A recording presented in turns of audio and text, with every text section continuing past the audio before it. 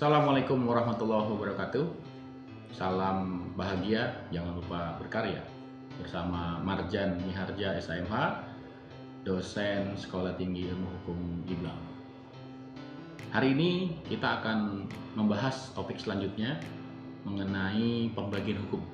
Pembagian hukum ini kita masukkan dalam topik keempat. Kawan-kawan mahasiswa, apakah tugas minggu kemarin sudah dikirim? Itu akan ada kaitannya dengan materi kita hari ini. Oke, materi pembagian hukum hari ini saya membagi hukum berdasarkan luas berlakunya. Hukum umum, hukum yang berlaku secara umum pada masyarakat, misalkan hukum pidana, hukum perdata, hukum tata negara umum. Kedua, hukum khusus, hukum yang berlaku terhadap sekelompok pihak tertentu, misalkan hukum peradilan militer, hukum adat Dayak, hukum tipikor, tindak pidana korupsi. Berdasarkan daya kerja, hukum pemaksa, imperatif, hukum yang daya kerjanya bersifat memaksa dan biasanya berisi ketertiban umum dan kesusilaan. Hukum pelengkap, fakultatif, hukum yang daya kerjanya bersifat pelengkap, misalnya peraturan pelaksana, base hacking.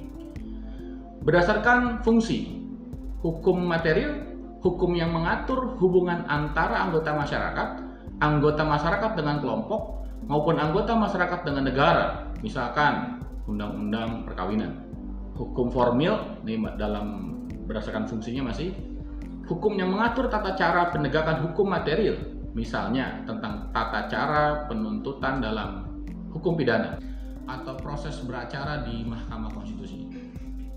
Kemudian berdasarkan bentuk, hukum tertulis, hukum yang dibuat dalam bentuk tertulis, misalkan Undang-Undang Dasar NRI 1945, Undang-Undang, Perpu, Peraturan Pemerintah, dan lain-lain.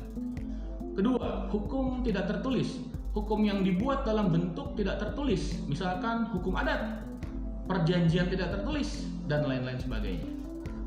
Berdasarkan berlakunya hukum, yang pertama ius constitutum, hukum yang berlaku saat ini, disebut juga hukum positif. Yang kedua ius constituendum, hukum yang dicita-citakan atau yang diinginkan. Kemudian berdasarkan tempat berlakunya, yang pertama hukum internasional, hukum yang berlaku mengatur hubungan antar negara.